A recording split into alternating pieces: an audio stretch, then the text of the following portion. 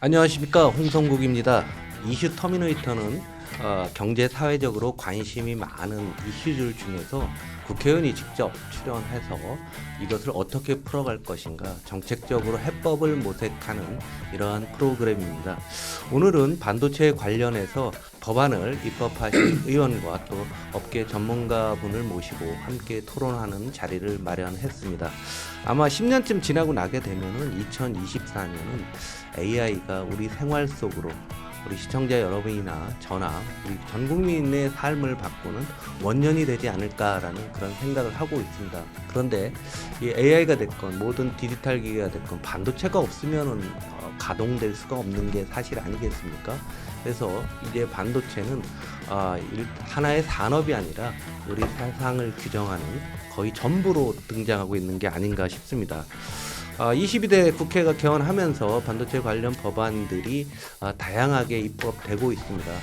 그 중에서 가장 대표적인 법안을 대해서 오늘 좀 살펴보도록 하겠습니다. 참석자 소개해 드리겠습니다. 먼저 더불어민주당 오선 의원이시고 성남 수정구를 지역구로 두고 계신 민주당의 정책통이십니다. 거의 모든 당직을 두루 거치신 김태년 의원 나오셨습니다. 안녕하십니까? 네, 안녕하세요. 네. 김태년입니다. 네, 다음은 전병석 중국 경제교육연구소장 나오셨습니다. 전 소장님은 중국 전문가이시기도 하지만은 우리나라 최초의 반도체 애널리스트이시기도 합니다. 그러니까 중국과 반도체 교집합까지 합치면은 중국 반도체, 미국의 반도체 거의 모든 것을 총괄하는 이런 분이라고 여러분들이 이해하셨으면 좋겠습니다. 어찌 됐건 이번에 김태년 의원께서 발의하신 반도체 특별법이죠. K-칩스법이라고 하는데요. 이 내용을 갖고 김태년 의원과 먼저 말씀을 좀 나눠보겠습니다.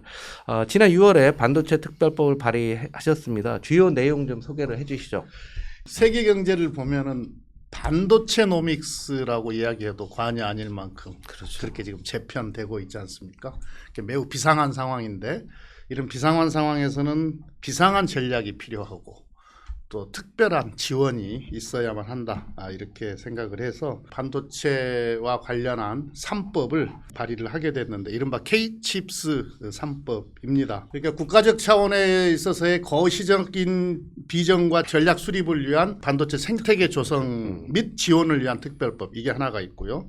그 다음에 기업의 어떤 투자 활성화를 위한 조세 특례 제한법 개정안이 있고 또 하나는 과감한 정책 금융 지원을 위한 산업은행법 개정안 이렇게 세 개를 패키지로 발의를 했는데 이게 이제 우리가 반도체 산업을 제대로 하기 위해서는 전력, 용수 이런 필수 기반 시설이 제대로 이렇게 구축이 되어야 되지 않습니까? 그래서 이런 전력, 용수 등 필수 기반 시설을 구축할 때나 또는 아리백 실행을 위한 설비를 하거나 또는 설치를 하거나 이럴 때 비용을 국가나 또는 지방자치단체가 지원할 수 있도록 근거 조항을 마련했고요. 또 반도체 산업의 정의에 소부장이나 팹리스 또는 중견기업들을 다 포함하는 그 이른바 동반 성장이 가능한 법적 근거를 마련을 했습니다. 또 반도체 기금 조성, 또 국가 반도체위원회 설치를 통해서 국가 차원의 비전과 전략 수립을 위한 제도적 장치를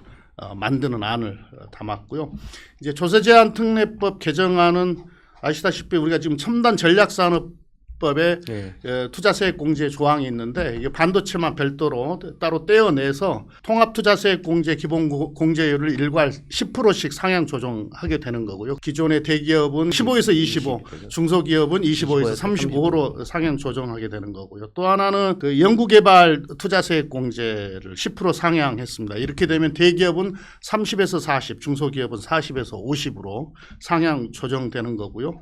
그다음에 세액 공제의 적용 기간 지금 3년 일몰로 되어 있는데 이걸 10년 일몰로 확대하는 조항을 담았습니다. 그리고 R&D와 관련한 시설 투자나 또는 그 중고 설비를 도입할 때도 이것도 세액 공제 대상으로 확대를 해서 우리 중견기업들의 미래 기술력 확보에 도움이 되는 그런 조항을 담았다는 말씀을 드리고 그리고 이제 정책금융 확대를 위해서 산업은행법 개정안을 통해서 이 산운의 법정 자본금을 30조에서 40조 플러스 알파로 확대하는 그런 법안을 내게 됐습니다.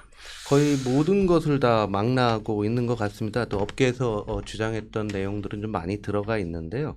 일몰이 올해 말이죠? 네, 그렇습니다. 그런데 그 당시에 국가 전략 기술할 때 그때 그러면은 2년밖에 안 했던 건가요? 3년 했던 거죠. 3년 했던 거예요? 예, 그렇게 됐죠. 그래서 3년이 됐으니까. 근데 통상 이런 거 연장할 때 3년 단위라는데 이번에 그냥 10년을 한번 세게 늘린 예, 것 왜 같은데. 그러냐면은 이게 이제 투자를 결정하기 위해서는 안정성이 있어야 되는데 3년으로 하니까 좀 이게 안정적이질 못해요. 예, 그래서 한 10년 정도는 해줘야 네. 그래도 투자자들이 안정감을 가지고 투자 결정을 할 수 있지 않을까 네, 싶어서. 장기적 예. 시각으로 투자 계획을 수립하고 네. 전략을 세워서 이제 나간다는 그런 말씀이신 것 같습니다. 아주 좋은 법안 같은데요. 국민의힘에서도 유사한 법안이 있어요. 차이가 거의 없는 것 같거든요. 어떻게 평가하십니까? 국민의 예, 것과는? 이게 이제 뭐 이게 여냐 야냐 뭐 국회의원 선수가 뭐 어떻게 되냐 이게 중요한 게 아니잖아요. 여야 그리고 정부가 빨리 합의해서 빠른 속도로 추진하는 것이 중요하다 이렇게 생각이 드는데 굳이 좀 말씀을 드리자면은 제 법은 이제 패키지로 냈다. 이게 좀 중요한 것 같고요. 고동진 의원 같은 경우가 직접 보조금 지원 근거를 만들어 놨는데 이건 여러 여건상 쉽지는 않을 거라고 생각이 됩니다. 다만 직접 보조금과 같은 효과를 낼 수 있는 그런 정책 개발이나 어떤 이 조합 이것은 필요하겠다 싶어요. 일례로 미국의 이제 IRA법 보면은 법인세 공제 방식, 그 다음에 직접 환급 방식, 그리고 미사용 공제액 제3자 양도 방식 이런 다양한 공제 방식들이 있게 되는데. 우리 같은 경우에 그 미사용 공제액 제3자 양도 제도 사용 공제액이 전부 또는 일부를 거래시장에서 현금으로 양도할 수 있는 이런 제도는 좀 만들 필요가 있지 않겠는가 싶은데 최근에 LG 에너지 솔루션도 유동성 확보 때문에 공제액을 3자 매각한다는 것을 검토한다고 하는 보도도 있기도 하고 그랬는데요. 그리고 이제 제가 낸 법은 금융에 특히 금융에 많이 이제 주목을 좀 했는데요. 우리 지금 현재 산은에서 운영하고 있는 전략산업지원기금 있지 않습니까? 이게 이제 여러 형태의 어떤 자금들이 모여서 운영이 되고 있는데 이 반도체 산업지원기금을 만들어서 운영을 하자 이런 지금 내용이 들어 있는데 이 기금하고 그 다음에 아까 자본금 10조 이상 이렇게 확충하고 이렇게 되면은 정책적으로 보면 한 100조의 정책금융 지원 효과가 있지 않을까 그렇게 생각합니다. 근데 문제가 국민의힘 안인보다도 정부가 거의 입장이 없다는 것 같습니다. 지난번에 국가 전략 기술을 세액 공제할 때 정부안이 8%였거든요. 그리고 이번에도 또 역시 마찬가지로 의원님께서 8%인데 결국 이제 그 당시 대통령실에서 난리를 쳐갖고 뒤에 다시 얘기하겠지만은 15% 올렸었는데 이번에 아무 의미가 없는 것 같아요. 도대체 정부는 왜 이러는 겁니까? 그러니까 지금 이제 얼마 전에 발표된 반도체 산업 육성안을 보면 17조 원 운영하는데 저리로 대출하겠다. 그다음에 1조 한 1,000억 정도의 반도체 생태계 펀드를 조성하겠다. 그리고 세액 공제 일몰 기한을 3년 연장하겠다. 이런 내용 정도밖에는 지금 담고 있지 않아요. 그러니까 뭐랄까 좀 윤석열 정부가 반도체와 관련한 위기의식이 부족한 거 아닌가 뭐 이런 좀 생각이 들어요. 지금 다른 산업하고의 형평성을 논할 그런 계제가 아니고요. 반도체 산업이 앞으로 우리가 무엇을 먹고 살 것인가를 거의 결정하다시피 하게 될 텐데 아까 제가 반도체 노믹스로 재편되고 있다 이런 말씀도 드렸는데요. 더 이 긴장감을 좀 가져야 되지 않을까 싶은데 아시다시피 지금 산업연구원에서 반도체와 관련해서는 2030년까지 거의 1조 달러로 시장이 확대될 것이다 이렇게 이야기를 하고 있고요. 지금 AI가 이제 등장을 했는데 이게 AI 때문에 반도체 시장은 엄청나게 확대가 될 거기 때문에 우리가 긴장감을 가지고 대응을 해야 된다 싶습니다. 그리고 미래 산업이 무슨 뭐 자동차니 항공이니 빅데이터 인공지능 이 미래 산업이 반도체 없이 이루어질 수 있는 산업이 없잖아요. 특별한 긴장감, 특별한 위기감 이게 필요할 때다 이렇게 생각합니다. 잠깐만요. 여기서 전 소장님한테 다른 질문 하나 드리고 싶은 게 반도체 팹이라고 하죠. 긴 라인 하나 짓는데 얼마 정도 비용이 들어갑니까? 지금 지금 짓고 있는 3나노백 같은 경우는 한 210억 불에서 250억 불 정도. 그럼 우리 돈으로 우리나라 33조 원 정도. 33조 원 정도 드는데 지금 정부가 지원하겠다는 게 뭐 17조 뭐 20조 하면은 라인 하나 까는 돈도 안 된다는 얘기나요? 거기도 턱도 없이 부족하죠. 최하 20조 들어요. 그래서 아마 이 반도체 얘기를 하다 보면은 금액 액수가 커서 현장감이 좀 떨어질 것 같아 제가 중간에 이런 질문을 좀 해봤는데요. 근데 문제는 이 법안이 올해 말에 일몰이 되기 때문에 빨리 좀 통과를 시켜야 될 것 네. 같은데 반도체 특별법은 산자의 법안이고 네. 조세특례제한법은 또 이게 기재위 거고요. 산업은행법은 정무인데 이거 통과가 어떻게 가능할까? 정부는 어떤 시각인지도 좀 예, 예. 그러니까 투자세액공제가 이제 3년 일몰이 이제 올해로 도래를 하게 되는 거라서 이건 아주 급하고요. 네. 아까 말씀드렸듯이 10%씩 일괄 상향 조정하는 것까지 담아서 정기국회에서 통과를 시켜야 될 거라고 보고요. 반도체 특별법은 제가 낸 법, 국민의힘 의원들께서 낸 법이 뭐 조금 차이는 있긴 합니다만 거의 유사하기 때문에 양당 간에 큰 이견은 없지 않을까 싶고요. 더더욱이나 이제 고무적인 것은 얼마 전에 국민의힘 한동훈 대표가 당론 추진하겠다 이렇게 밝힌 바가 있고 저희 당도 민주당도 지금 이건 당론 지금 논의를 하고 있는 중이거든요. 제가 워낙 처음에 세게 법을 내놨더니 국민의힘도 그렇고 정부도 아주 놀랐어요. 다행스럽습니다. 이건 아마 조정은 있을 수 있겠지만 여야 간에는 큰 이견 없이 크게 큰 뭐 갈등 없이 합의할 수 있을 거라고 보는데요. 문제는 이제 정부죠. 정부가 어떤 자세를 갖냐 하는 건데 저는 이제 바라기는 그래도 좀 여당이 좀 힘을 가지고 정부를 견인했으면 좋겠다 이런 생각을 드는데 제가 법을 내니까 이제 기자들이 최상목 장관한테 물었을 거 아니에요. 새 장관이 환영한다는 입장을 낸 바가 있고요. 정진석 비서실장도 제가 낸 법을 언급을 한 바가 있습니다. 최근에 산자부로부터 긍정적인 법안 검토 의견을 받은 바가 있습니다. 듣고 보니까 지난 1년간 사실 국회는 싸움만 하는 것처럼 보였죠. 사법 체계를 놓고서 이러저러한 이유로 동네 아이들처럼 싸우기만 했는데 지금 올 가을에 드디어 한국의 먼 미래를 밝힐 수 있는 K-칩스법이 통과되기를 정말 진심으로 기원하고 아마 그 중심에는 김태현 의원께서 끌고 가실 거로 믿어 의심치 않습니다. 좀 말을 좀 바꿔보면은요. 이 법이 좀 과하다는 사람도 있고 부족하다는 사람도 있습니다. 그렇다면 객관적으로 지금 다른 나라들도 AI 또 반도체에 대한 지원을 웬만한 선진국이라면 전부 다 관심을 갖고 국가가 적극적으로 시장에 개입해서 지원을 하고 있는데요. 딴 나라 상황은 어떤가를 좀 알아보겠습니다. 전명수 의원님, 그 미국이 가장 적극적인데요. 미국은 어떤 지원책들을 지금 쓰고 있나요? 5년 동안 76조를 보조금으로 퍼줍니다. 세계 최고의 반도체 나라가 세계에서 가장 많은 보조금을 준다는 것, 여기에 이제 우리가 좀 주목을 해봐야 될 것 같고요. 그래서 이제 이게 뭐 악마는 디테일에 있다고 미국이 76조를 그냥 퍼주냐가 아니고 이게 디테일이 숨어 있습니다. 그래서 연도별로 얼마씩 주냐를 나눠놨고, 그리고 그게 분야별로 기초연구, 이제 R&D 인력, 그 다음에 제조, 이제 그리고 이게 방산하고 연계되게끔 이 분야별로 다 나눠서 디테일한 계획이 지금 들어가 있고요. 유럽 같은 경우는 지금 64조 원 이제 퍼주기로 돼 있고, 아주 최근에 중국이 지금까지 한 60조 정도 퍼줬는데 이번에 새로 앞으로 10년 동안 65조를 보조금으로 주는 걸로 그렇게 돼 있습니다. 그래서 그렇게 놓고 보면 아까 김 의원님 얘기하신 한국의 반도체 지원, 이것은 이제 우리보다도 어떻게 보면 경쟁력이 떨어지는 나라에 비해서도 너무 이제 약하다. 그렇게 볼 수가 있습니다. 다른 나라에 비해서 한국이 상대적으로 약하다는 거죠. 그러니까 이게 우리가 느끼는 온도차 같습니다. 반도체를 바라보는 그 나라의 어떤 상황에 따라서 우리가 지원하는 금액이 굉장히 많다고 하지만 미국을 비롯한 선진국들은 우리보다 훨씬 더 크게 지원하고 있다라는 말씀인데요. 여기서 차이가 나는 게 세액공제는 이익 난 거에서 얼마를 투자한 것만큼 깎아주겠다 이런 개념인데 미국이 직접 또 일본도 그렇고요. 다른 나라도 직접 보조금을 지급하고 있어요. 그래서 일본 보수 언론이나 이런 데서는 뭐 직접 보조금을 줘야 된다라는 용어를 쓰고 많이들 얘기를 하고 있거든요. 그리고 이제 팹리스나 후공정, 소부장처럼 이제 우리 경쟁력이 약한 부분에 직접 보조금을 지급하자는 또 주장도 여기저기서 들리고 있습니다. 이게 이 주장에 대해서는 사실 또 한국적인 또 현실도 있고 그런데요.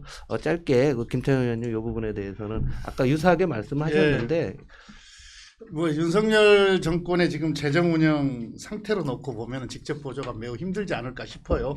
미국이 지금 국가 전략 산업과 관련한 지원, 아까 지금 전 소장님 말씀하셨던 증세를 통해서 지금 지원을 하고 있거든요. 근데 지금 우리 윤 정부는 지금 감세를 하기 때문에 사상 최대 세수 결손도 있고 또 그 세수 결손 때문에 지출도 줄었어요 지금. 그래서 지금 뭐 민생 챙기는 문제 또는 우리 미래 산업에 대한 지원 전략 이런 것들이 지금 다 흔들리게 생겼거든요. 뭐 너무 잘 아시다시피 우리 R&D 예산 어마무시하게 삭감한 지금 예도 있지 않습니까? 그래서 쉽지는 않을 것 같다 이렇게 보는데요. 아까도 말씀드렸듯이 국가 지원 형태가 여러 형태, 각 나라의 특색에 맞게 여러 형태로 설계될 수 있지 않습니까? 그래서 우리가 혹시 직접 보조가 어렵다고 한다면 직접 보조의 효과가 나는 방식의 어떤 정책 설계와 어떤 조합 이런 게 필요할 거라고 보고요. 다만 이제 우리가 팹리스나 소부장 같은 경우 우리 경쟁력이 취약한 분야, 가능한 경쟁력 확보를 위해서 R&D가 아주 중요한데 이런 분야에 대해서는 직접 보조금 같은 경우에도 검토해 볼 필요는 있겠다 생각을 합니다. 지금 우리가 지금 이제 투자나 설비를 했을 때 지금 지원하는 형태로 우리 법 체계가 되어 있거든요. 소부장 육성을 위한 특별법도 그렇고 외국인 투자 촉진법도 그렇고 해외 진출 기업의 국내 복귀 지원에 관한 법률도 지금 다 그렇게 설계가 되어 있어서 직접 지원은 쉽지는 않다 싶은데 아까 말씀드렸던 우리가 지금 경쟁력이 취약한 분야나 또는 R&D 분야 같은 경우에는 직접 지원을 검토해야 될 것 같고요. 제일 어려움을 겪는 게 결국은 전력 용수 뭐 이런 필수 기반 시설이거든요. 이 필수 기반 시설과 관련한 구축과 관련한 비용을 정부가 지원만 해줘도 직접 지원의 효과는 누릴 수 있고 또 투자 비용을 줄여주기 때문에 감가상각에도 도움이 될 거라고 생각을 합니다. 반도체가 그만큼 중요하기 때문에 직접 보조금 얘기까지 나오고 있습니다. 우리 한번 생각을 해보시면은 지난 한 30년간 시장인가 정부인가 누가 주도해야 되는가 우리 경제계에서는 늘 시장 중심으로 진행해 왔고 그렇게 맞다라고 했는데요. 이제는 자본주의 전체가 바뀌어서 국가가 시장에 개입하는 시대가 되다 보니까 보조금 논쟁까지 온 것 같습니다. 앞으로 무슨 양자 기술이 됐건 또 새로운 기술이 나오게 되면은 그때는 한국이 먼저 보조금을 쓸 수 있을 정도로 우리의 자본주의 체제도 바뀌고 있는 게 아닌가라는 생각이 듭니다. 거의 안보에 준할 정도로 그 반도체가 중요한 이런 시기가 됐는데요. 전문가 입장에서 전 소장님께서 이번 K-칩스법에서 상당히 광범위한 여러 개의 법안들이 있는데요. 그럼에도 불구하고 어떤 생각을 가지시고 뭘 더 보완했으면 좋은지 좀 업계 입장에서 전문가 입장에서 좀 말씀 좀 해주십시오. 찔끔찔끔 주다가는 타이밍 놓쳐서 욕만 먹는다. 그래서 이제 우리로 놓고 보면 미국을 모든 것을 다 우리가 벤치마킹하면서 이 반도체 지원법은 왜 미국을 벤치마크하지 않는가 여기에 우리가 조금 생각을 깊이 해봐야 되고 반도체 세액 공제는 우리가 지금 올려서 25%인데 미국은 당연히 25%를 하고 일본은 33%입니다. 근데 일본이 최근에 마이크론 TSMC 1, 2 공장에 얼마를 해줬냐면 마이크론에 39%를 세액 공제해줬고 TSMC는 41%를 이걸 이제 돈을 준 거죠. 그래서 이게 이제 차이가 있는데 이게 거기에 플러스해서 아까 말씀드렸던 미국은 76조를 준다는 거죠. 이 보조금도 주고 세액 공제까지 같이 해주는 이거를 우리는 자꾸 세액 공제에만 포커스한다는 건데 이거는 이제 우리가 조금 깊이 생각을 해봐야 되고 그다음에 우리가 뭘 하나 좀 봐야 되냐면요. 지금 우리 삼성전자가 이게 메모리하고 같이 섞어가지고 반도체 세계 1등, 2등 그러는데 우리가 반도체법에서 지원해야 된다는 것은 명확하게 구분을 해야 됩니다. 아까 김 의원님 얘기하셨지만 우리가 약한데 도우면 1등이 될 수 있는 걸 가야 되는데 그건 파운드리를 지원을 해야 되는 것이지 D램 지원하는 거 아닙니다. 그래서 지금 우리 반도체 지원법은 너무 이제 이게 광범위하게 돼 있기 때문에 제가 볼 때는 콕 집어서 우리가 지금 미국이 정말 우리가 해야 되는 것은 파운드리에다가 포커스해야 되는 걸 조금 더 구체화할 필요가 있고 그 다음번에 목표가 있어야 됩니다. 그래서 미국 같은 경우는 앞으로 5년 내에 이제 전체 마켓쉐어를 얼마나 올린다고 했는데 우리는 지원하겠다만 돼 있지 타켓이 없어요. 근데 지금 우리 삼성전자가 작년에 트렌드포스가 예측한 걸 보면 매출액이 132억 불이에요. 근데 아까 제가 말씀 올렸지만 3나노짜리 하나를 하면 한 215억 불 정도 돈이 들어가는데 삼성전자 파운드리 매출액 전체를 다 쏟아부어도 첨단 라인 하나를 만들 수 있는 능력이 안 된다는 거죠. 그러면 이걸 어떻게 해야 되냐는 것은 그게 자금을 지원할 때 적어도 지금 삼성이 2등이라고 얘기하는 것에 착각에서 벗어나야 되는 것이 63% 1등하는 놈하고 11% 2등하고 하는 것은 5배 차이가 나요. 그래서 1차적으로 11%인 점유율이 적어도 공장 하나 지을 정도 매출액을 가려고 그러면 시장 점유율이 18%는 돼야 됩니다. 파운드리가 글로벌 그렇죠. MS가 18%는 그렇죠. 된다. 그렇게 되면 지금 11%에서 18%가 되려면 60-70% 이상의 이제 매출이 올라야 되는 문제가 그렇죠. 있고 파운드리 사업하고 HBM에다가 포커스를 해야 AI 시대에 미국하고의 관계에서 다른 나라 관계에서 경쟁력이 있는 것이지 너무 많이 벌리면 안 된다.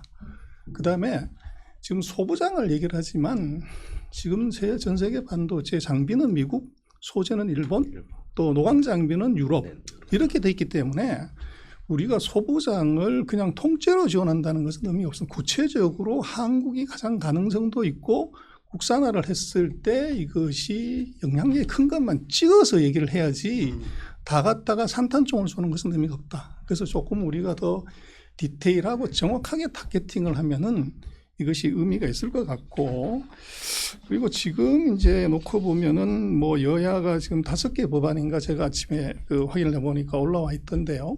제 느낌은 그 5개를 다 합쳐서 가장 이제 최대인 것만 뽑더라도 미국이나 일본이나 유럽이나 중국의 지원책보다 우리가 떨어진다는 거죠. 그래서 이거를 좀 생각을 해봐야 되고 그걸 자꾸 이제 한국의 안에서 봐오면 안 되는 것이 그러면 재정 적자가 나기 때문에 균형 예산을 맞춘다고 해도 미국은 재정 적자 안 납니까? 유럽은 안 납니까? 일본은 안 납니까? 중국도 다 재정 적자가 나는 나라입니다. 그런데도 반도체다 이렇게 파격적인 지원을 한다는 것의 의미를 생각해 봐야 되고 그래서 한국의 경우는 지금 재정의 균형이 문제가 아니라 국제 경쟁력의 의미를 봐야 되는데 지금 강한 나라는 반도체를 가진 나라가 슈퍼을입니다. 근데 우리가 지금 슈퍼을이 이제 될 수 있는 가능성이 51%인데 이걸 타이밍을 놓쳐서 49%로 가져가는 순간에 제가 볼 때는 한국의 대미 관계, 대중 관계, 그래서 이 외교 관계 마찬가지로 이것은 한국의 외교 수명은 우리나라 반도체 수명과 같이 간다. 근데 거기다가 지금 아까 김 의원도 안보라고 말씀을 하셨지만 지금 미국이 왜 이제 76조나 되는 527억 불의 돈을 주냐 그러면 이것은 AI 전쟁 시대의 반도체는 이건 군수물품이거든요. 그러면 지금 76조라 하는 것을 단순한 보조금이 아니고 사기업한테 주는 보조금이 아니라 이건 국방비라고 봐야 됩니다. 근데 재정이 적자 났다고 그래서 국방비를 지급하지 않냐? 이런 논리로 접근을 하게 되면 한국의 지금 균형 예산에 따른 예를 들면 이제 보조금이나 지원책에 대해서는 이것은 다른 나라의 경우와 같이 한번 비교표를 만들어서 설득을 하면 되는 것이고 또 한국의 이제 정치에서도 보조금 주는 것에 대해서 굉장한 이제 부담감 또 여론을 신경을 씁니다. 그러면 보조금을 주더라도 국민의 동의를 얻을 수가 있고 보조금을 주더라도 정부의 동의를 얻을 수 있는 안을 만들면 되는 것이지 그걸 다른 나라는 다 하는데 우리만 피해가 가지고 자꾸 이제 이게 세율을 올리는 쪽으로만 이제 간다는 것 이건 좀 생각을 해봐야 되고 그래서 그런 것들이 아까 말씀을 드렸지만 우리 삼성전자의 파운드리 사업이 반도체 하나 라인을 지을 수 있는 능력이 안 되기 때문에 이것이 삼성전자 전체 바운드리 속에서 이게 숨어 있어서 센 것처럼 보인다는 거죠. 그럼 결국은 바운드리만 분리해서 그것을 예를 들면 3대 3대 3, 삼성이 3, 예를 들어서 이제 연기금이 3, 국민이 3 이렇게 되면 경영은 삼성이 하고 나머지 2개 6을 이제 국민을 대표하는 기관들이 투자를 해서 거기서 이제 뭔가를 만든다고 하면 정부의 지원에 충분한 이제 의미도 있고 이게 논리도 서게 되는 거죠. 그런데 그것은 지금 중국의 SMIC가 파운드리에서 흔적도 없다고 생각을 했는데 이번에 3위를 했습니다. TSMC, 삼성 다음에 중국에 SMIC가 들어왔고 TSMC 마찬가지로 세계 1등이지만 TSMC도 대주주는 대만 정부입니다. 그래서 한국의 경우는 지금 삼성에 돈을 준다 이런 것에 대한 굉장한 거부감이 있지만 삼성에 혼자로 파운드리 사업을 뒀을 때는 이것은 가능성이 좀 떨어지고 이것을 국민적인 합의를 위해서 대규모 자금을 국가적으로 지원할 수 있는 스킨과 구조를 만드는 것 이게 굉장히 중요해 보입니다. 네. 그 파운드리 분리와 네, 관련해서는 네. 저희가 그때 예. 우리 당내에서도 좀 이야기들을 네. 나눴던 그런 네. 내용 아닙니까? 근데 전 소장님 말씀이 이제 우리가 디램은 잘하고 있고 지금 가장 취약하고 가장 중요한 쪽은 이제 파운드리이고 또 HBM이고 그러니까 이쪽에 대해서 더 과감한 지원을 하면은 여기에 보조금을 줄 수도 있는 거 아니냐라는 말씀을 하셨고요.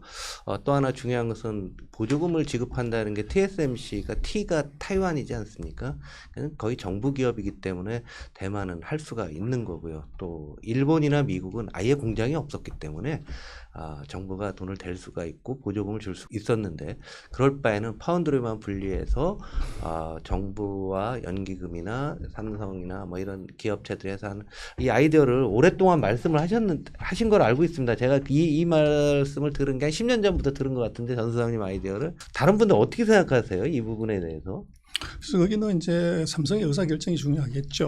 네. 그래서 앞으로 그 AI 시대의 파운드리는 점점 중요성이 커지기 때문에 그것을 분리했을 때 삼성전자라고 하는 기업의 밸류에 플러스가 될 거냐 마이너스가 될 거냐에 대한 거기에 대한 계산들이 이제 어떻게 보면은 삼성에서 특정한 사업을 분리하냐 마냐는 것에 걸림돌이 되는 것 같고 그런 근본적으로 생각해 보는 것은 지금 삼성의 파운드리 사업에서 그게 미국에 공장을 짓든 한국에 짓든 또 제3국에 짓든 이게 문제가 아니라 고객이 중요합니다. 그래서 어떤 경우에도 고객과 싸우면 안 되는데 삼성전자의 사업부에서는 1차적인 경쟁자가 애플입니다. 핸드폰에서.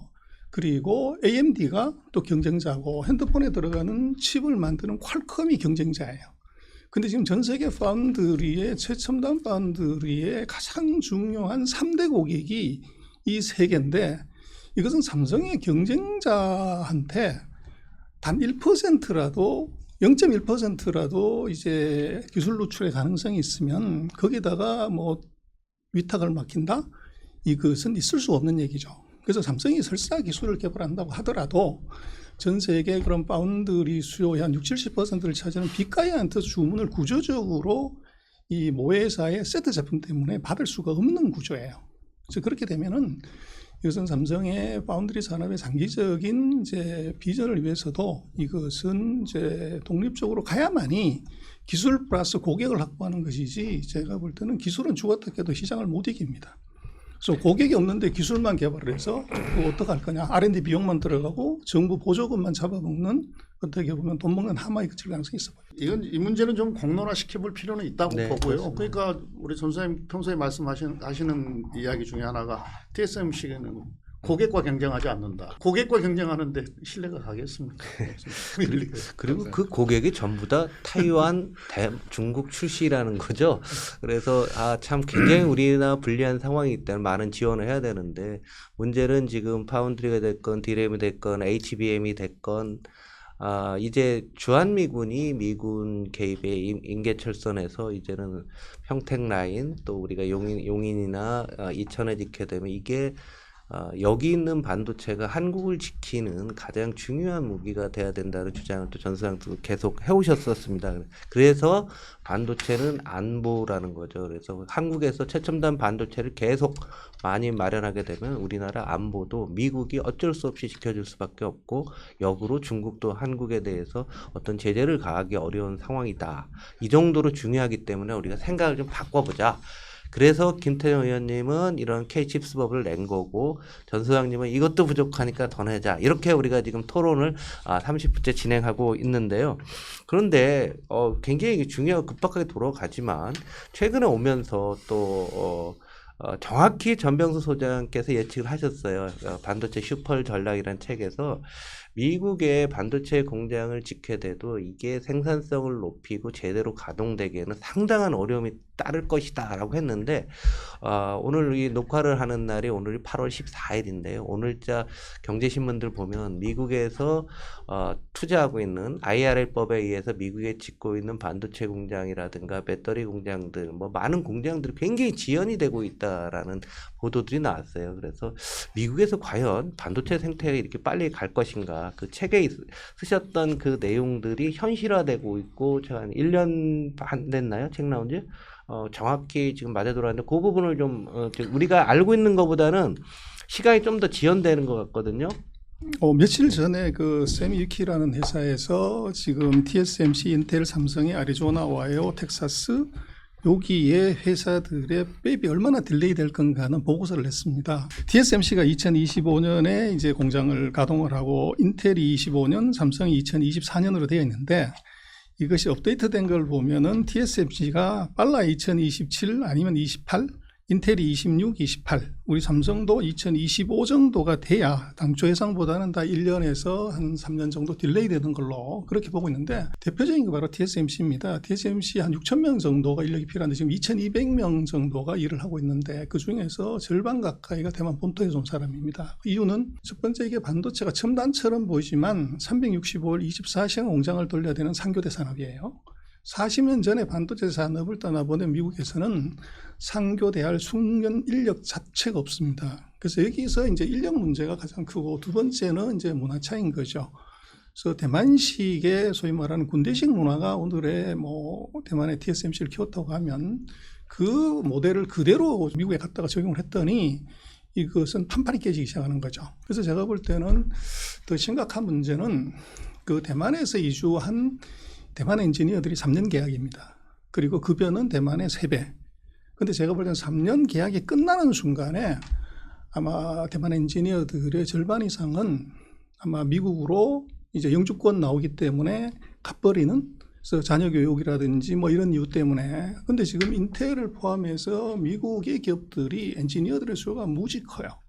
그렇게 되면 아마도 이 예상보다도 그런 이제 인력 유출, 이것이 뭐 삼성도 똑같은 상황이고 아마 공장 가동을 이제 더 연장시킬 수 있는 가능성이 있어 보입니다. 어떤 공장이든지 참 이 가동할 때 그 나라의 노동 여건이나 뭐 여러 문제들이 있는데 미국이 살아가는 방식, 미국이 제조업을 하는 방식과 굉장히 차이가 날 것 같은데 김태년 의원님도 뭐 다 말씀 주셨는데 일론 머스크가 그런 이야기 했잖아요. 시제품을 만드는 것은 비교적 간단한데 대규모 제조 매우 어렵다. 이런 이야기를 했는데, 그러니까 미국이 설계에 아주 강하지 않습니까? 그래서 시제품을 만드는 것은 뭐 수월할 텐데 웨이퍼 제조, 산화, 증착, 연마, 세정, 삭각, 패키징 이거 전체 공정을 일정 수준까지 끌어올린다는 것은 인력 문제 때문에라도 대단히 쉬운 문제는 아닐 것이다. 다만 이제 미국은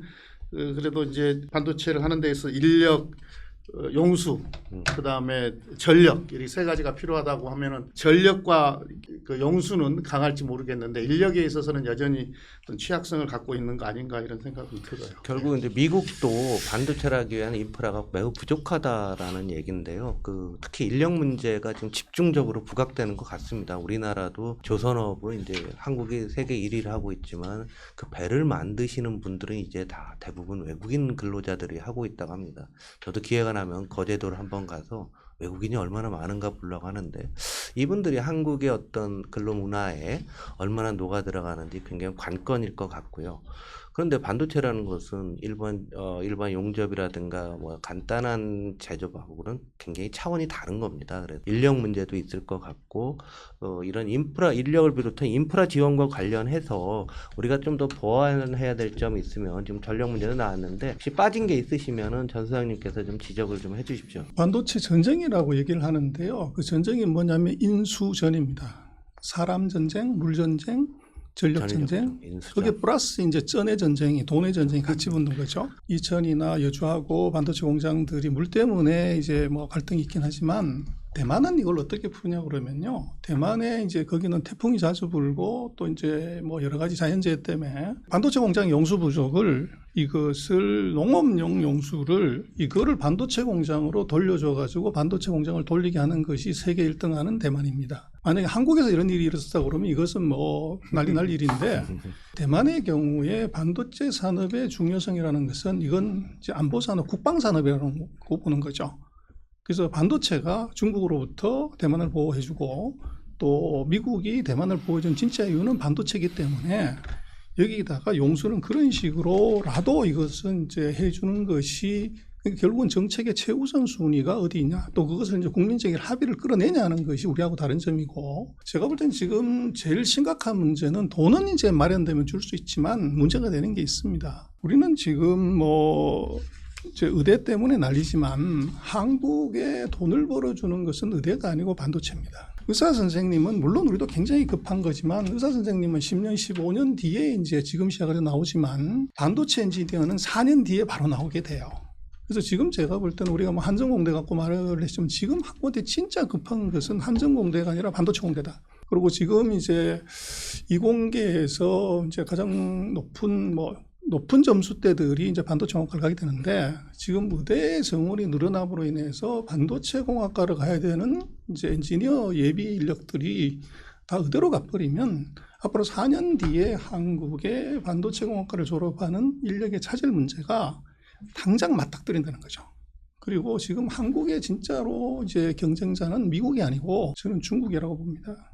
그래서 중국이 우리가 물러볼 수 없는 것이 아까 말씀을 드렸지만 파운드리에서 세계 3등을 하고 있고 우리는 감히 꿈도 못 꾸는 중국은 노광 장비를 이걸 미국도 손댈 수 없는 이거를 지금 국산화를 하려고 덤벼들었고 이미 90나노짜리를 만들었고 28나노짜리 시제품을 만들었어요. 이런 나라도 이제 사람 모자란다고 그러니까 중국은 바로 14개 대학에서 반도체 전문대학원 바로 만들어줬습니다. 지금 우리로 놓고 보면은 아까 말씀드렸습니다만 반도체 전쟁은 인수전이다. 그래서 첫 번째가 인인데 우리는 지금 보조금을 얼마 주냐, 세금 얼마 깎아주냐에만 모든 이제 그 논의가 몰려져 있지만 그것은 뭐 어떤 계기에 의해서 이제 돈은 만들어줄 수 있지만 사람 키우는 것은 이건 시간이 걸리고 그 4년의 시간 안에 반도체 사이클이 지나가 버린다는 거죠. 그 인력 문제에 관한 부분도 같은 비중으로 돈 주는 것만큼 이것은 좀 크게 다뤄야 되는 문제다 그렇게 생각합니다. 이 반도체 산업 지원에는 결국은 전 국민이 참여해야 된다라는 또 의미가 있는 것 같습니다. 인력 문제를 얘기하면은 지난해에 우리나라 수능 1등부터 480등까지가 전원 의학계를 갔다고 합니다. 이공대에서. 그래서 바이오 산업이 발전할지는 모르겠지만 앞으로 바이오 산업도 다 인공지능이 들어가고 반도체가 들어갑니다. 따지고 보면은 학부형이나 학생이나 우리의 미래를 준비하는 데 있어서 이게 정부만 해야 될 일이 아니라 모두가 다 해야 되지 않겠는가라는 생각을 문득 들었습니다. 윤석열 정부의 지금 의대 정원 확대와 관련해서 정책이 이게 좀 종합적으로 보지 못하는 매우 단견으로 이루어진 것이다. 이제 이런 평가를 하는데 반도체 학과를 신설하는 것을 조금 더 용이하게 만드는 그런 조치는 필요할 것 같고요. 현재 조금 정비는 되어 있습니다. 그와 관련해서. 그 다음에 이제 용수 같은 경우를 놓고 보면 용인에 하이닉스 클러스터 만드는데 물을 여주에서 끌어와야 되는데 공장은 용인에 짓는 거고 용인은 무슨 혜택을 보는데 그럼 여주는 물 대주는 여주는 뭐냐 지역 주민들 당연히 반발하잖아요.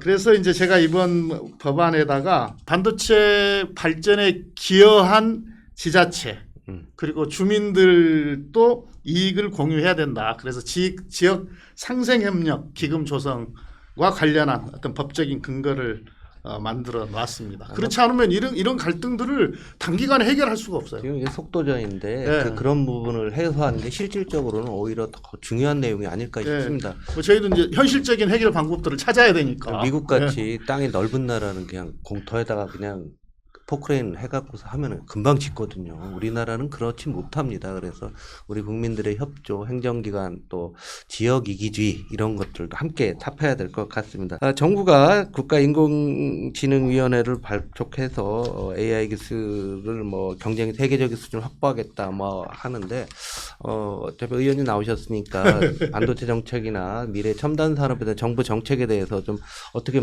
생각하고 계신지. 그러니까 말 한마디에 정책을 손바닥 뒤집듯이 막 뒤집어 버리니까. 과거 그 대정부 질문에서 IRA 초기 대응, IRA 초기 대응도 뭐 형편 없었고요. 뭐 전소장 뭐 나와 계십니다만. 그리고 아까 잠깐 언급하셨는데 재작년인가요? 연말에 그렇죠. 국가전략산업과 관련한 세제 지원, 투자세액 공제 그 논의하는데 민주당은 당시에 이건 중요하니까 두 자리 숫자 이상의 어떤 세액 공제가 필요하다고 강력하게 주장을 했었는데 그랬었죠. 당시 기재부가 8%면 충분하다고 아주 강변을 했잖아요. 그리고 여당이 정부 편을 들어서 결국은 8%로 통과가 됐는데 통과되고 나니까 나흘 만에 대통령이 뭐 경로를 했다 뭐 이래요. 원래 이 세제와 관련해서는 대통령한테 다 보고하고 대통령 승인 받고 이 국회로 넘어오는 거거든요. 저희들 얼마나 그때 황당했습니까? 결국은 그래서 이제 15%로 상향 조정해서 하긴 했었습니다만은. 근데 이제 이런 정책들이 그때 재밌는 게 김 의원님께서 그 사과해라. 그래서 기재부 장관 추경호 장관한테 그 상임위에서 그 당시 국정감사인가 아니면 결국은 사과했어요. 사과를 한 사건인데 참 언론에 한 줄도 보도가 안 돼갖고 유감인데요. 밤늦은 시간에 잘못했다라고 했던 기억이 납니다. 그런데 이제 지금 AI 뭐 아까 말씀하신 뭐 국가인공지능위원회 AI 위원회 발족하고 민간과 함께 AI 혁신의 속도를 내겠다 이렇게 이야기를 했는데 이게 말하고 지금 전혀 다르게 가고 있어서 이게 R&D가 너무너무 중요하잖아요. 그런데 이게 보면은 R&D 관련 예산이 대폭 삭감이 돼 버렸어요. 작년에. 그러니까 이거 뭐 구체적으로 열거하면 많은데 인공지능 반도체 혁신기업 집중 육성 사업 마이너스 90.2%입니다. 인공지능 반도체 응용기술 개발 마이너스 75%, 인공지능 중심 산업융합 집적단지 조성 마이너스 35%, 뭐 등등등 해서 이 인공지능과 관련한 예산이 대폭 다 삭감이 됐는데 그래놓고 이제 와서 AI 위원회를 만들어서 민간과 협력해가지고 속도를 내겠다 이렇게 이야기하니까 이분들의 말을 도대체 어디까지 신뢰를 할 수 있나 지금 싶어요. 8월 말에 정부 내년도 예산안이 나오는데 과연 이 작년에 깎았던 예산을 어떻게 복원할지 말로는 복원한다고 했는데 굉장히 관심이 집중되고 있습니다. 그러니까 예산과 세법은 동시에 가는 거 아닙니까? 그렇죠. 그런데 지금 이제 세법은 나와 있잖아요. 그리고 이 세법을 놓고 보면 과연 어디에서 이런 예산을 확보할 수 있지? 이렇게 의심이 들어요. 여전히 지금 이번에 나온 세법도 감세안이거든요. 정책 하나가 있지만은 우리가 한 이슈가 있지만 그 이면에는 다양한 여러 법안들도 있고 그렇습니다. 토론의 막바지로 가고 있습니다. 결국 관건은 이런 노력에도 불구하고 중국의 반도체 실력이 만약에 D램에서 한국, HBM에서 한국, 그 다음에 파운드리에서 대만 수준을 중국이 근방까지 쫓아오게 되면은 여기에 대한 두려움이 상당히 큰 게 사실 아닙니까? 그걸 막기 위해서 미국이나 자유 진영에서는 또 대규모 지원을 하고 있는 거고요. 전 소장님께서는 이 경쟁은 누구나 이거는 예측하기는 어렵겠지만 어떤 정도의 시간적인 격차가 나고 있는지 좀 여쭙고 싶습니다. 2021년에 그 미중의 기술 격차를 평가한 걸 보면 2년에서 5년이었습니다. 근데 그 이후에 지금 미국이 강하게 반도체 규제를 하면서 중국이 자기네 실력을 어떤 문서에 내서도 드러내지 않아요. 반도체가 전자기기에 들어간 부품이 아니라 이게 사람의 심장으로 격상을 시켰어요. 시진핑이 반도체라는 것은 사람의 심장과 같기 때문에 심장이 없는 사람은 살 수가 없는 것과 같다. 그러면서 시작한 것이 뭐냐면 14억의 모든 자원을 동원해서 10년에 칼 한 자루 간다는 심정으로 국산화하자. 그 얘기를 하면서 최근 3년간의 변화에 대해서는 서방 세계는 중국이 블로킹을 당했기 때문에 아무것도 못했을 거다. 이렇게 이제 생각을 했지만 아까도 말씀드렸지만 파운드리에서 이미 세계 3등으로 올라섰단 말이에요. 그래서 이게 실력이 지금 이게 계속 올라온 거고 그리고 지금은 이제 중국 같은 경우는 가능성이 있는 모든 장비 이것은 중국산을 써라. 그러면서 중국의 이 장비의 국산화 수준이 무지 빠르게 늘어났습니다. 재미난 것은 최근에 그 금년 들어가지고 ASML이 이게 매출액이 급증을 한 이제 전체 매출액의 49%인가가 중국으로 가는 수출이었고, 그리고 대만의 TSMC가 중국으로 가는 매출이 대략 이제 작년까지 보면 매출이 한 9%였다가 금년 1사분기에 16%로 훅 올라왔어요.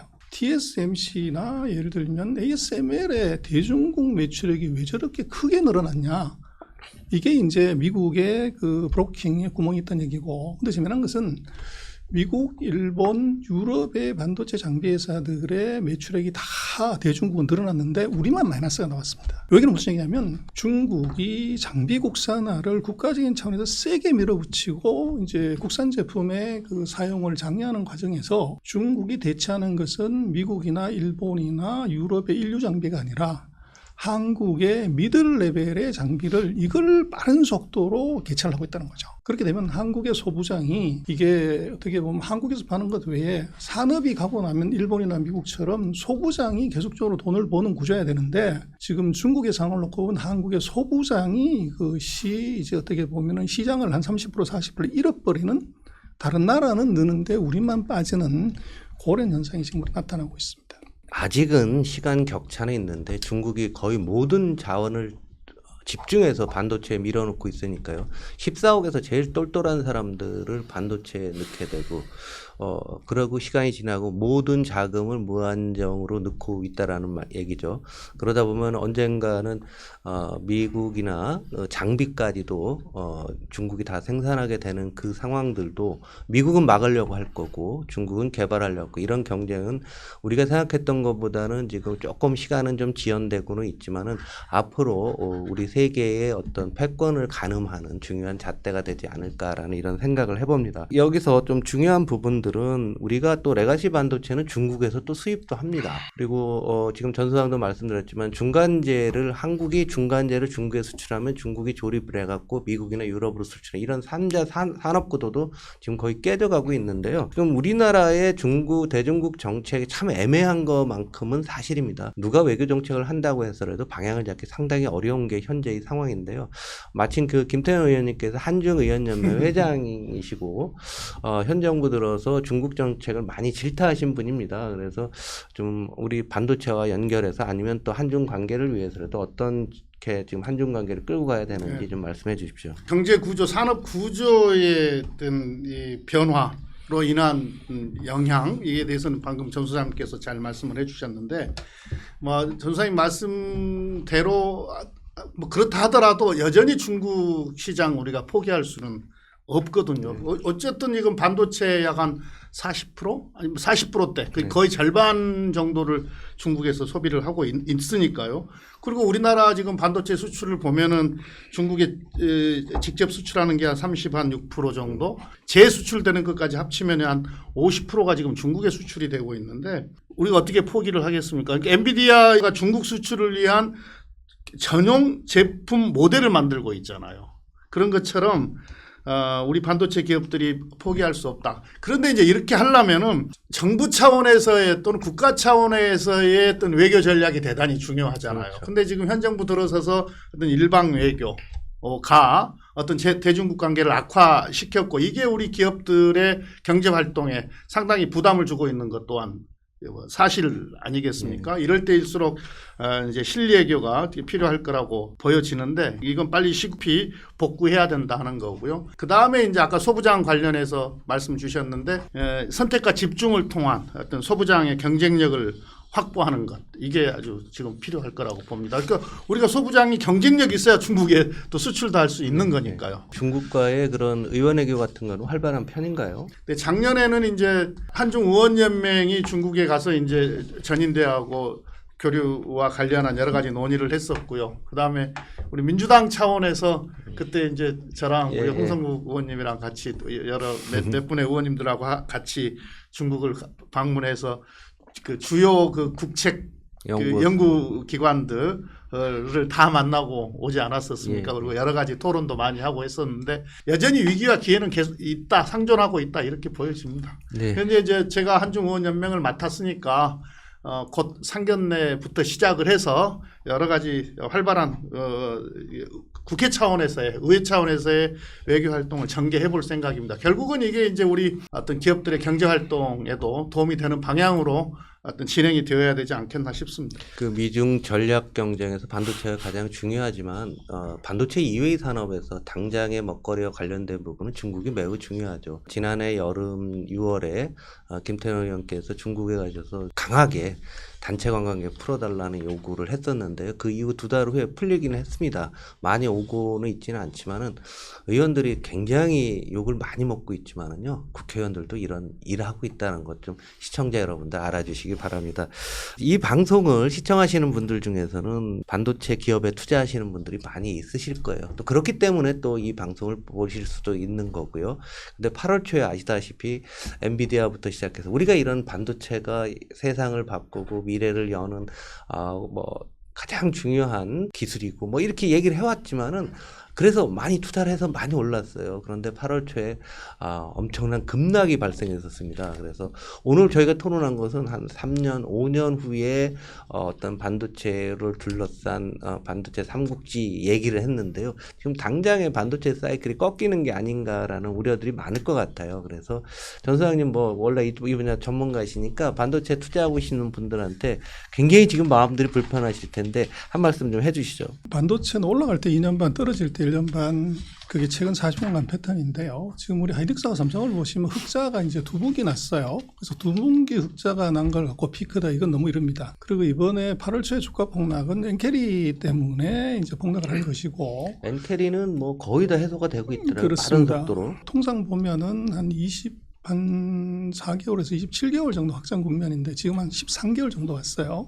그래서 아직은 뭐 충분히 위로 더 간다. 그리고 이제 반도체를 조금 봐야 되는 것은 이제 미국만 보면은 반도체 증가율이 한 45% 해서 최근 3년간 폭증이 가장 높아요. 근데 이건 왜 그랬냐고 그러면 아까 우리는 뭐 보조금 주는 것을 굉장히 겁내하지만 미국의 경우를 보면요. 5월 달까지 미국이 313억 불 보조금을 24개 기업한테 줬어요. 근데 이 기업들의 투자를 얼마나 하냐면 3,630억 불을 투자를 합니다. 그래서 11.7배의 투자 유발 효과를 했어요. 그러다 보니까 300억 질러서 10배 되는 투자를 하게 되니까 거기 들어가는 장비, 소재, 뭐 부품, 이게 지금 이제 반도체 경기를 미국을 굉장히 좋게 하는 이거고, 그다음에 이제 미국 같은 경우가 그렇게 주는 것 중에 또 하나는 미국이 지금 걱정하는 것은 요소수 같은 것 같아요. 그래서 지금 뭐 첨단 반도체가 무슨 데이터 센터, 핸드폰에 들어가지만 F 시리즈 전투기에 들어가고 항공모함에 들어가는데 지금 레거시 반도체의 30%를 지금 중국이 공급합니다. 근데 앞으로 지금 중국이 현재 짓고 있는 공장 22개가 레거시 공장이에요. 이게 완성이 됐을 때 중국의 레거시에서 마켓셔가 지금보다 다 굉장히 높은 수준을 할 수가 있고, 그렇게 되면 앞으로 일정한 기간 내에 정말로 이게 미국의 방위산업에서 중국산 제품을 빼버렸을 때 우리가 겪었던 요소수 사태가 날 수 있는 가능성이 있어요. 그러다 보니까 이게 엄청난 돈을 들여서 예를 들면 인텔이나 하이닉스나 예를 들면 이런 기업한테도 돈을 지불하지만 그보다도 굉장히 작은 기업들한테도 돈을 준다는 거죠. 그러다 보니까 이게 이제 엄청난 이제 고마진 산업입니다, 반도체가. 그래서 보시면은 엔비디아가 그로스 마진이 73%예요. 이것은 뭐 세상에 지금 그런 마진이 없고, 또 우리 하이닉스가 뭐 적자 난다 그 난리를 쳤는데 불과 HBM 나왔다고 하면서 바로 흑자가 나고 이게 이런 일이 벌어져요. 그래서 반도체 산업이 이것이 국가적으로도 중요한 산업이지만 이것이 1등을 했을 때 상상할 수 없는 고마진이 개런티되는 산업이라는 거죠. 그래서 지금 뭐 결론적으로 다시 한 말씀 드리면 지금 사이클의 피크는 너무 이르다. 그리고 반도체 산업의 지금 호황은 이것은 투자 호황이 먼저고, 투자 호황이 끝나고 난 다음에는 AI 때문에 데이터 호황이 두 개 같이 온다. 그래서 이번 호황은 아마 예측하는 것보다는 제가 볼 때는 조금 더 길어질 수 있는 가능성 그게 있어 보입니다. 코로나 때문에 시장이 얼그러지면서 AI에 대한 그리고 반도체는 기대가 잠시 줄어들었지만은 계속적으로 새로운 형태로 시장이 확대될 것이라는 그런 말씀 같습니다. 마지막으로요. 오늘 김태현 의원님 말씀 듣다 보니까 우리나라 국회의원들이 반도체 이렇게 지식이 풍부한지 아마 시청자 여러분도 처음 아셨을 텐데요. 다 싸우는 모습만 얼굴에 비치지만 정책하는 의원들은 이렇게 많이 공부들 하고 있습니다. 민주당이 이제 이 첨단 산업에 대해서 미래 산업에 대해서 앞으로 뭐 답이야 뻔하겠지만은 어떻게 앞에 서서 김 의원님께서 한번 끌고 가실 건지 한번 좀 포부나 또 계획들 이런 것 좀 말씀해 주십시오. 우리 이제 민주당의 역사를 보면 민주당이 집권했을 때 김대중 대통령 때 IT 강국, 네. 노무현 대통령 때 벤처 강국, 문재인 정부 때 이제 저도 뭐 참여를 했었습니다마는 한국판 뉴딜을 통한 4차 산업혁명에 대응하는 어떤 패러다임의 대전환. 그때 이제 우리가 뭐 디지털 뉴딜, 디지털 뉴딜, 그린 뉴딜 뭐 이렇게 해서 K 뉴딜을 만들었던 경험이 있지 않습니까? 또 반도체만 놓고 보더라도 지난 총선 때 지속 가능한 글로벌 주권 확보, 반도체를 통한 이 공약을 내건 게 있고요. 또 이래야 우리가 이제 미래 먹거리를 안정적으로 창출할 수 있고, 그 다음에 경제 안보 차원에서도 접근해야 된다. 그래서 적극 지원하겠다. 이런 공약을 낸 바가 있습니다. 그러니까 이제 우리가 이 반도체를 포함한 과학기술 정책은 대나무와 같은 거 아닙니까? 지금 당장은 이게 눈에 보이지 않는데 어느 날 갑자기 아주 폭발적인 어떤 그런 성장을 보이는 건데 어떤 이 대한민국의 미래를 위해서 아주 착실하게 로드맵을 만들고 또 주도해 나가겠다. 민주당이 그런 말씀 드리겠습니다. 우후죽순 같이 지속적으로 물을 주다 보면 한 방에 쭉 뛰어오른다는 그런 표현이고요. 또 콩나물 시루에 물 주는 것 같다는 거죠. 계속 주다 보면 어느 사이인가 쭉 흘러오듯이 이런 철학으로 민주당이 끌고 가겠다고 지금 약속을 하셨습니다. 오랜 시간 동안 우리 반도체를 중심으로 다양한 논의를 해봤는데요. 우리는 늘 문제점을 이야기합니다. 이게 문제다. 이게 문제다. 단편적으로 얘기하지만 결론은 국회고 법안입니다. 법으로 제정이 돼야지만 실행력이 강제가 되고 또 많은 사람들한테 예측 가능한 환경을 제공하기 때문에 그렇습니다. 이번에 나온 김태현 의원께서 발의하신 K-칩스법 그리고 많이 부족하다고 또 전병서 소장께서 일침을 좀 주셨는데요. 또 정부 당국에서는 이게 이제 법안이 아닌 내용들도 상당히 있습니다. 그래서 시행령이라든가 이런 다양한 정책을 통해서 보완하게 되면은 우리가 이런 치열한 논의를 하고 있다는 그 자체는 또 우리가 새롭게 개선하려고 하는 또 준비가 되지 않을까라는 생각도 해봅니다. 하여간 장시간 동안 한국의 미래 반도체를 통해 본 미래 여러 얘기를 나눠봤는데요. 이것이 올해 내로 빨리 조속히 통과되어서 한국이 반도체 강국, 미래 산업의 강국으로 우뚝 서는 그날을 기대해 봅니다. 두 분 오늘 나와주셔서 감사합니다. 이상으로 이슈터미널 마치겠습니다. 감사합니다. 고맙습니다.